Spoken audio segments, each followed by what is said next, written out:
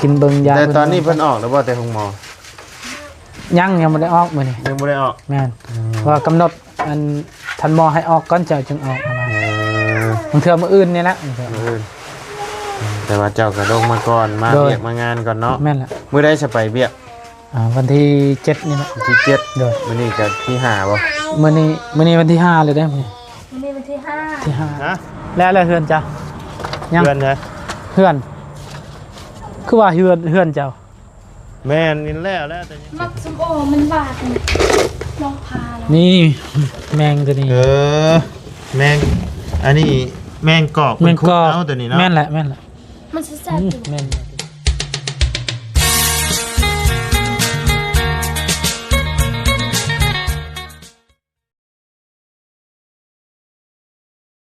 ว่าอะไรฮะจะตื่นแต่นอนบ่ตื่นแต่หล่นแล้วไปกินข้าวอยู่เชโปนเข้าไปหาประตูปืนแก๊บกับพ่อเอาพี่น้องเปิดคลิปเปิดภาพมาตอนนี้ก็อยู่บ้านเฮือนชาติของน้องไซเพื่อนพี่น้องเข้ามาเยี่ยมมายามทั้งน้องเพิ่นก้อนเนาะว่าบุญคงกับมาแต่ดวงพะวางเนาะแม่นบ่น้องชายแม่ดวงพะวางพี่น้องเห็นจังไดเนาะเอาคนอื่นก็กลับทักทายสบายดีเด้อเนาะพ่อแม่พี่น้อง FC เบิดสุขุสู่คนเนาะเอาไว้อยู่ในและต่างประเทศยินดีต้อนรับเข้าสู่ช่องวลัยคือเก่าเนาะพี่น้องโอ้ทางน้องไซเพิ่นกำลังใช่เด้นี่ กดพื้นไว้ใช่ดิ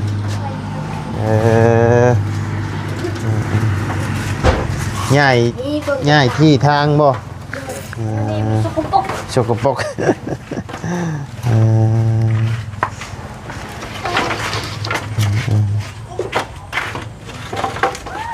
ไปหาพื้น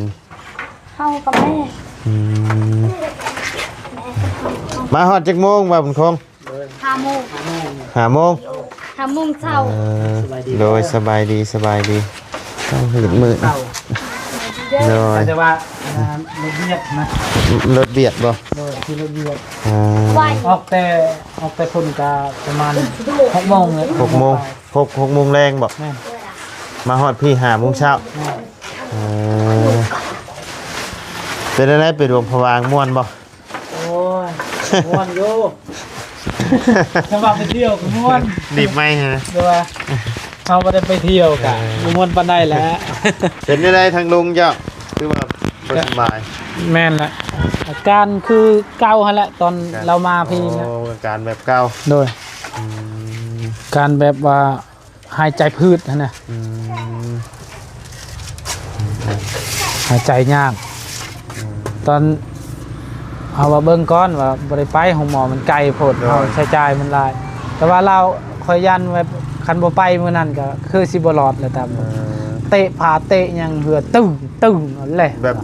บเราช็อกบ่แม่นหายใจก็ฮอก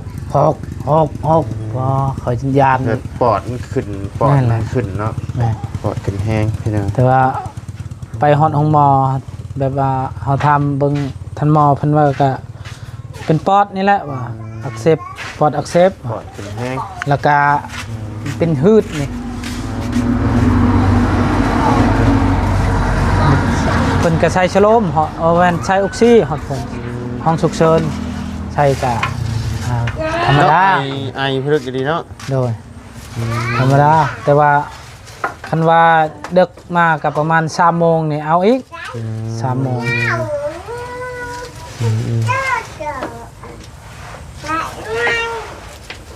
ดูนำอาทิตย์เนาะไอ้ไว้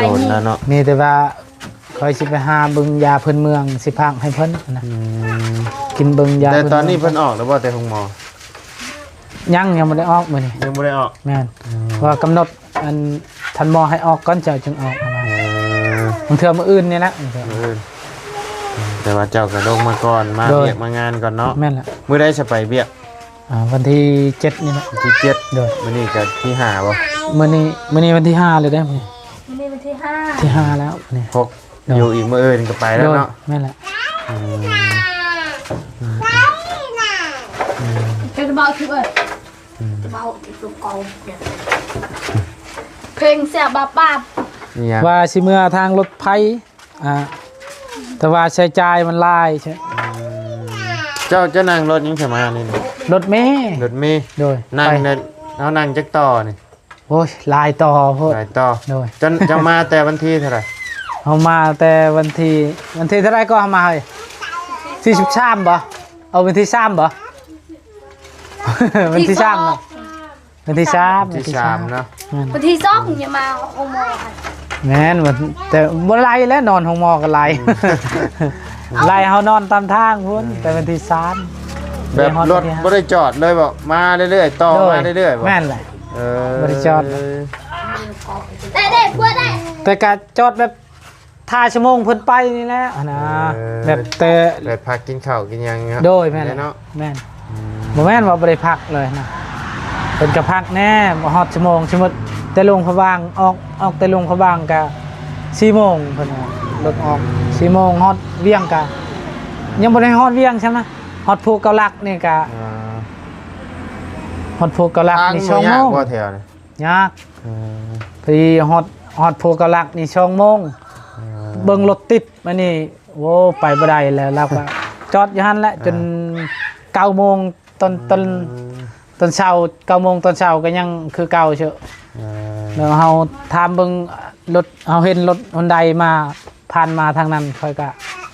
กักรถแล้วฮะ ขอขี่รถ แม่น ไป ขอขี่น้ำลาวแบบว่าเฮาลูกน้อยแน่ครับว่า อ่า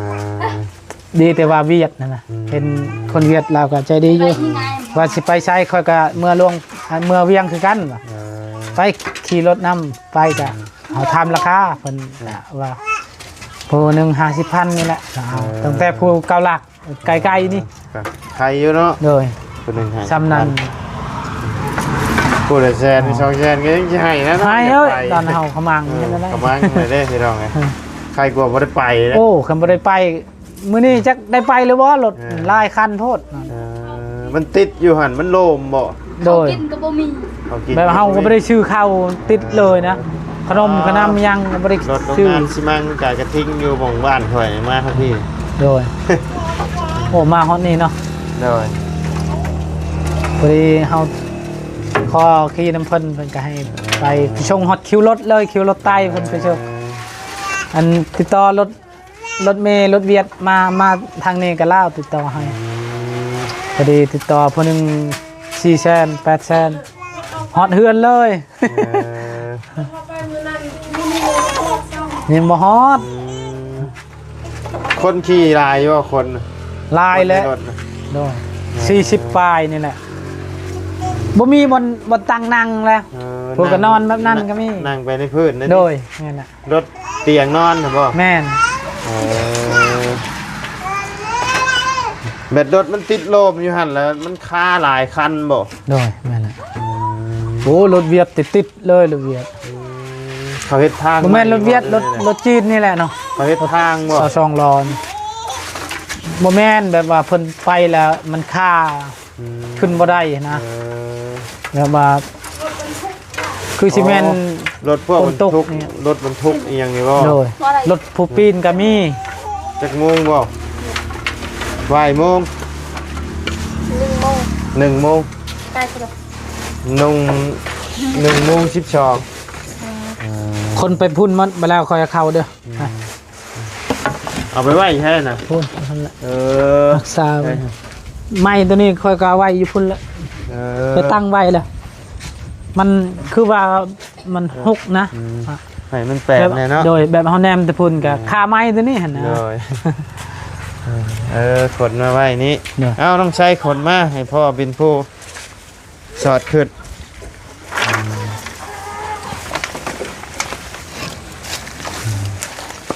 อู้อยู่นี่ก็ได้ มันบ่ล่มทับคอบ่ บ่แล้ว อ๋อเป็นน้ำนี่เนาะ โดย ล่มมาดินี่ โลมนะ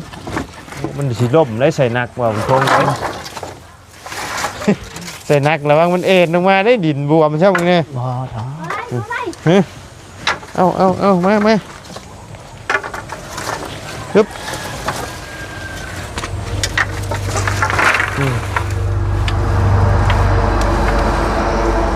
อันนี้ไอ้ง่าได้ง่ายางบ่นี่นะ แม่นยางพารา เพิ่น เฮาแต่งกิ่งแต่งหยังบ่นี่นะหรือว่าเพิ่นตัดต้นมันล่ะ บ่กิ่งมันนั่นแหละ กิ่งมัน โดยมันตกเห็น กิ่งมันตกลง แม่นกิ่งมันโตมันตายแล้วตก โอ้ยขอยามันใส่นักๆนี่ขอยาหึ่มลงมาเด้ บ่เป็นหยังดอก เบิ่งได้จะบ่เชื่อครับ ใช่หรอกมันห่าวอยู่เนาะ โดย ไม่อย่าเสียมาไว้แจได้ใช่ไหม ไม่พูดแจตัวนั้นแหละ แจนี่บ่ ตั้งไว้แล้วพูดแจห้องน้ำพูด อืม ทางหลังห้องน้ำนั่นแหละ เออยังบ่ทันเฮ็ดบ่ ตัวใด ยังบ่ทันเฮ็ดบ่ ยังบ่มีเงินแล้วหมดเงินแล้ว หางบก่อนเนาะ โดยถ้ามีเงินมื้อหน้าก่อน ได้เงิน YouTube ได้แล้วบ่ ยังบ่ได้โดย ได้จักเดือนนะ คือว่า30 40ปลายนี่แหละ 40ปลายเดือน นี่ 40ปลายเดือนก็ บ่แม่น40ปลายเรียน400ปลายนี่ 400ปลายโอ้ 400ปลายเรียน คักแล้วจ้ะ400ปลายเดือนนะ แต่ว่ายังบ่ได้มี ถ้านั่นมาเช่นมากันรอเช่นกัน โดย 400ปลายเดือนกับมันก็หมื่นกว่าได้เด้ โดย เด้อบ่ไรเด้อ แม่นบ่วะ อึ๊บอึ๊บ 400หมื่นกว่าประมาณ12,000 โดย ได้8-9 ล้านเลยเด้ ฮอดบ่ ฮอด โดยใครแน่คันว่าฮอดเท่านั้นโอ้ครับ เฮาก็ดีใจแล้วว่ะ 8-9 ล้านแล้ว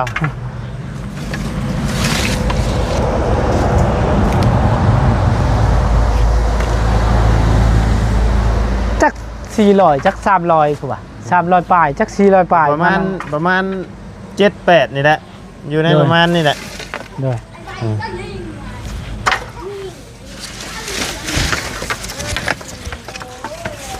ได้เด้ใครก็อยู่ซื่อๆกลัวฮอดของข่อย ว้าวไป เอาไอ้นี่ได้วิวข่อยบ่ได้เดี๋ยวนี้นะ โดย สู่วิวเจ้าบ่ได้ได้ โอ้ยถึงเรียกก่อน วิวค่อยก็ได้อยู่เบิ่งก็ได้อยู่แบบว่าเพิ่นก็เบิ่งอยู่นะ FC เพิ่นก็ จะเริ่มน้ำเต้าที่ไหนพ่อย ไปอยู่พุ่นเป็นได้บ้านเฮือนชานคนทั้งน่ะกับคือทั้งนี้อยู่บ่ ก็ภูมิเพิ่นก็มีนะเพิ่นบ่มีก็บ่มี ก็มีเนาะ โดยนั่นแหละ แบบเดียวกับอยู่พี่ได้เนาะ โดย แต่ว่าเฮือนชานบ้านช่องเพิ่นก็แบบน้อยกับปอกกระแปกคือทั้งพี่ก็มีบ่ มีได้บ่ โดย เจ้า เพิ่นล่ะ เจ้าบ่ได้ไปอันนั้นบ่ บ่ได้ไปแล้วเฮา อืม ไปก็มีในทงแน่ให้ในนึง บ่มีเนาะ บ่มีเฮาก็บ่กล้าแล้ว อีกอย่างก็ไปผู้เดียวแบบบ่มีทีมงานไป โดยแม่นแหละ บ่ปานใดเนาะ โดย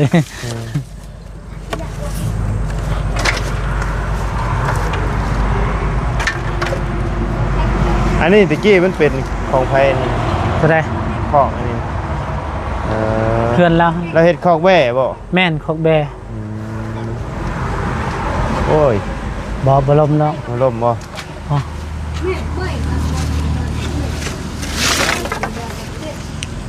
โหยสิคอเฮ็ดเฮือนครัว เราหายบ่ล่ะ จักบ่ฮู้ยังบ่ได้ บ่ได้มีคำตอบอยู่ย่าแล้ว เบิ่งบักวายกัน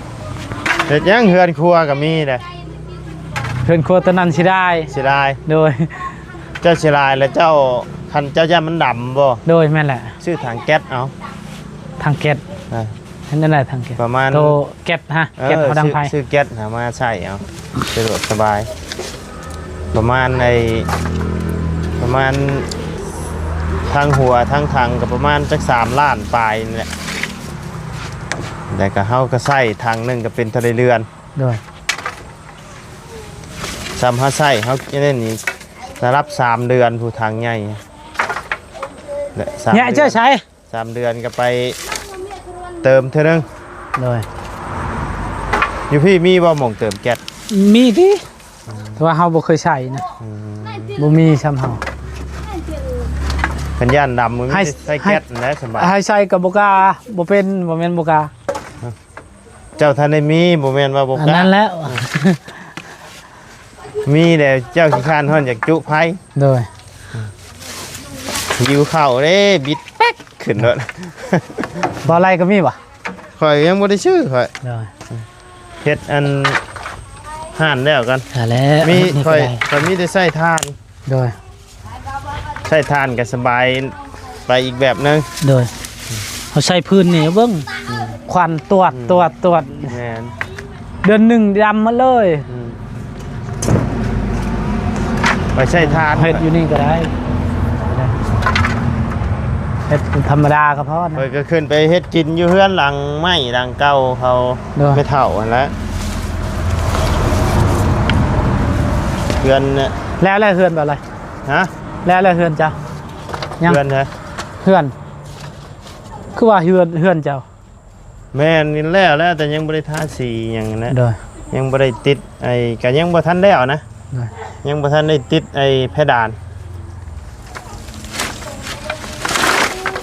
คอยเฮ็ดไปบ่อันที่ข่อยเอาเอาลงใน TikTok นะ โดย ข่อยเกาะไอ้นั่นน่ะนะข่อยเกาะหม่องนั่ง โดย ก็ว่าคิดไว้ว่าคันมีเงินมีคำก็สิเปิดห้านให้เมียหั่นนะ โดย เกาะออกมาคอยเฮ็ดไปต้นทุนเฮามันหน่อยเด้ โดยใช่ว่าคันมีเงิน YouTube เลยชื่อโทรศัพท์ใหม่เด้อพ่อใช่ป่ะ ใช่นะ โดยโทรศัพท์เฮาแบบว่ามันเต็มไวเลยนะนึงมากะมันชันนั่นเลย มันสั้นมัน โดย กันสั้นมันบ่ของข่อย คันเวลา มันก็บ่ได้อันนั้นปานใดนะ เวลาเฮาไปนี่เอาไปนิดนึงก็ตีงรถแม่นจึกนี่นะ แม่นเขาย่างนี่เครื่องของ โดย ข่อยตัวนี้ก็ลายหูลายตาเด้อเด้อนี่ โดยแบบเพิ่นเบิ่งกะลายตาเห็น แม่น ลาย FC อันน่ะคนแม่นมาว่า แม่น ค่อยๆแน่ จักค่อยๆแน่ได้เฮาก็ มัน ชุด บ่มี ซ่อม การ สมาร์ทคอยเลย พยย แต่ว่ามัน สุด มันบ่ได้ ข่อยเครื่องนี่ตะกี้ก็โอ้ยยังดีแต่ว่าข่อยเฮ็ดตอนนั้นทางบ่เตียงเพิ่น เพราะคันมีไม้ กัน ไม้กระชั้นก็ได้ ไม้ บ่ กันเมียนใส่ไม้กันสั้นแทนก็ได้ โดยมีแต่ว่าสิชื่อไม้กระชั้นอีก ชื่ มื้ อ อ ไม้ น่ะ กระชั้น มีเงินก่อน เงินมือหน้าก็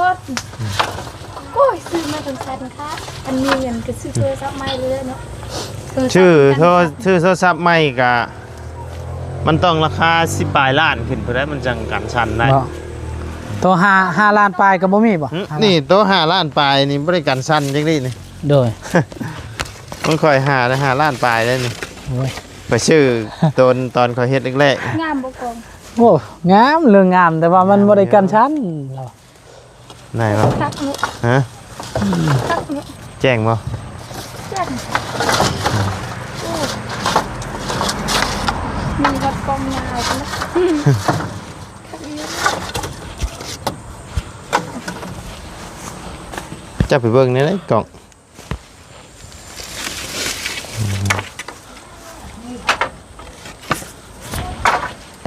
เอาไว้อยู่นี่ เอาไว้หลายเอาไม้ใหญ่โห โอ้ดินนี่ก็ได้ เนาะ ยินสไลเดอร์อะไรนี่ ไปใช้เอาไว้อยู่หั่นนี่ใช่ ไวน์จอย เอาไว้จุ นี่พื้นนี่เอาไว้จุอยู่พุ่นนี้ ฮะเอาไว้คนไปวะคนไปแต่ทั้งเดียวติ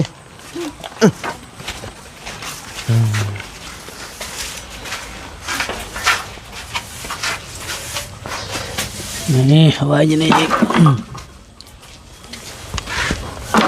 ไวอยู่นี่แห้งพก บ่บ่ได้หกใครแน่ไว้อยู่พุ่นหกเลยไว้อยู่นี่ใครนี่ หัวเนาะ หึ ออกปืนนี่เรียนลง เอาไม้ออกให้แห้งแปลนนั่นเข้าเอามาแต่พุ่นบ่ บ่ ได้ยังมาแต่ผู้ โอ้ได้แต่อันหยังก็ บกจ้าจะได้บก โตมีหยังเขาเอิ้นหั่นนะ โตยัง บกมันยังก็ ตัวดวงหั่นนะ ตัวลวก โดยแล้วก็กับตัวดวงเราจะเว้าตัวแม่หั่นนะประชาสิเจ้าตัวแม่ ใช่อ่ะ นี่ตัวนี้ เบิ่ง ตัว อะ ครับแม่นน่ะ เบิ่งเนาะอยู่ใน แล้วก็มักแตง หมักแตงกะ หน่อไม้เห็นบ่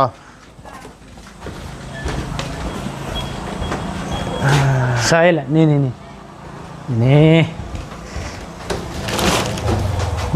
ได้แต่ลงพระบาง อ๋อของฝาก โดย หลวงพระบางบ่ นี่หมักแตงนี่ แตงตัวนี้แหละเขาว่าตัวดู อันนี้บ่อันนี้บ่ โดย โอ้ชื่อบ่นี่ แล้วก็มักชมโอบ่เอาไปหานะ มักสมโอมันบาดนี่ลองพาแล้ว นี่แมงตัวนี้ แมงอันนี้แมงกอก แมงกอก เอาตัวนี้เนาะ แม่นแหละ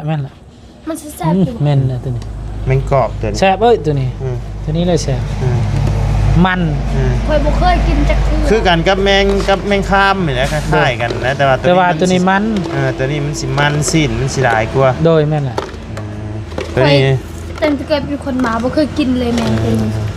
อันนี้ พุดตัวนั้นก็ลายได้ตัวนี้เนี่ย เคยบ่มา 30แต่ว่าละปะอยู่นี่เห็นมันกัดมัน เออ เราบ่ได้นั่น ใช่ อันนี้ ตอบ แม เลย งอัน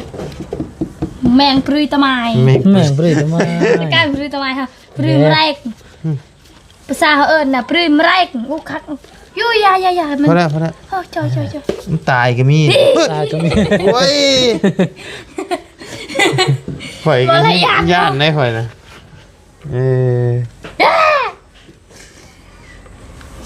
แมงนี่ลายอยู่เด้ ได้ ไป ปะ หา โอ้ยเราไต่หน้าได้บ่ลุงชัย เอาใช้เบ็ดก็ได้เด้ตัวนี้ ใส่เบ็ดนี่ชิดเบ็ดคักได้นี่นะ เลย อยู่บ้าน กดนี่นะ เคยเอาไปชิดเบ็ดอยู่ กระดิ่งกระดุกกระดิ่ง เอาใช้กับก็ได้นี่ บ่คันบ่นี่ลูก จักแล้ว บ่บ มัน ริ มี การ คดอยู่นี่เด้ เอา ใช้เบ็ดก็ได้เด้เพิ่นว่า มาขั่วกินบ่ บ่แม่นใช้เบ็ดใช้นั่นครัวก็ได้ ยังจะเป็นอันเดียวกันบ่ แม่นอันเดียวนี่ เออ นี่มักสะโบพาลงบ่เพิ่นว่าหวานเด้เฮากินมักเกี้ยงอยู่ นี่เอาหมึกแตงนี่ มักเกี้ยงของฝากจากลุง ยามนี่ก็มีหมกแตกเนาะ หมึกแตงมันแก่แล้วนะ เน่าอะไรเลย สิเนาเลยดิ พูดพดบุยๆได้ เน่าแล้ว เน่าข้างนึง ต้องตัดนุ เออ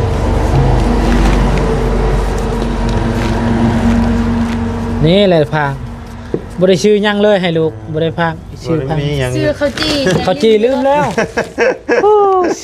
ชื่อเขาจีเพิ่นลืมอยู่รถ ชื่อเขาจีใหญ่เนาะชื่ออยู่เวียงมันบ่ แม่นอยู่เวียงชื่อ60,000ลืมอยู่รถ ข้าวจีใหญ่บ่ใส่นมบ่ บ่ บ่ได้มีหน่อไม้อิหยัง บ่มี บ่มีบ่ ยาม ยาม นี้ยังบ่มี เออ กินข้าวกินน้ำแล้วบ่ล่ะ กินมาแล้ว เอาน้ำไป กินเฟอ กินนี่เนาะพอพาจังเลยเนาะมันหวานเด้ แม่นบ่ แม่ ชื่อว่าบ่นี่กัน ลูก อ๋อ เขามักเกี้ยงลูกฝากมักเกี้ยงไปดู มัก ฝากเกี้ยงฝากเนี่ย มาเกี้ยงบ่นี่นะ โอ้นี่มักโอ้ เออ เกี้ยงกันกินหมดแล้ว เออ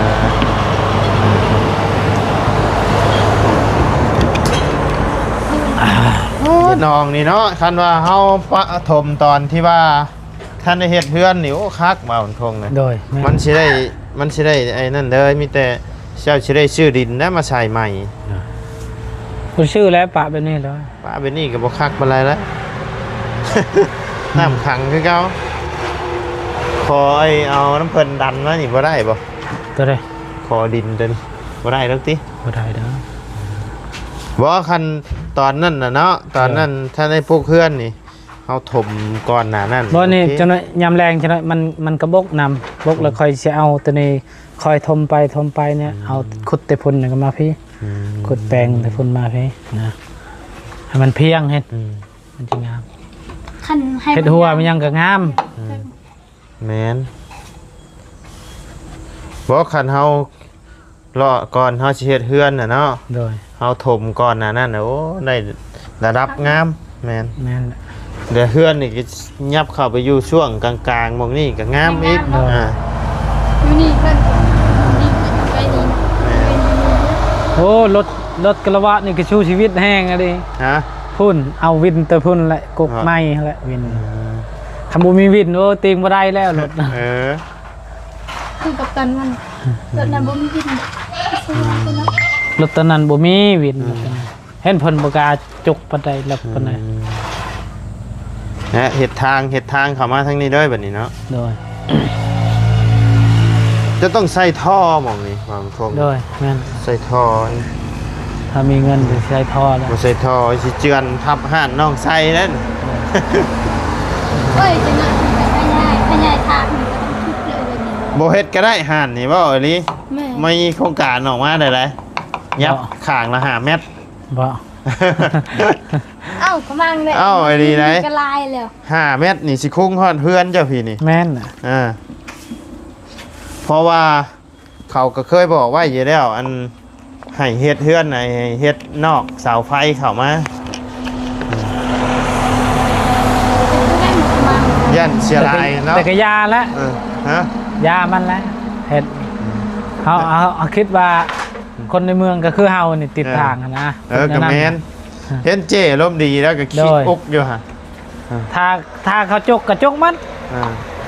แต่ยามัน บ่เสียแต่เฮาดอกเนาะ แม่นล่ะเสียกะบ่แม่นว่าเขาจกล้าเขาเสียครึ่งหนึงใช่มั้ยเนาะ เฮือน ว่า ใช่ไหม นี่นะข้อยก็บ่ฮู้ตัวนี้ เอาเฮือนใช่มั้ยแบบว่าคันเฮือนราคา100 ล้านก็ให้50 ล้านเท่านั้นนะค่อยคิดนะคือประมาณนั้นแหละจำบ่ อย่ามาเพิ่นแจ้งไว้แหละบ่ให้เฮ็ดบ่ให้หยังยันเพิ่นบ่อันให้เฮานะ เมืองแต่ตะเมาดาในมโพส นี่แหละจะมาเอา เมืองแต่ตะเมามึงว่าละโลมเนี่ย อีหยัง ไม่มี เอาขี้เหงื่อ ขี้เหงื่อบ่ ด้วย เออ เข้ากระตั้งมัน เอาโอเคซะเนาะทางบ่ได้ก็สิได้ขอจบคลิปปิดคลิปก่อนพี่น้องเอ้ยขอบคุณพ่อแม่พี่น้องและ FC เบิร์ดทุกคนนะที่เข้ามาติดตามนะครับส้มทั้งซ่องบ่ได้นะสำหรับคลิปนี้ไปละสบายดีเด้อนะไปพี่น้องเอ้ย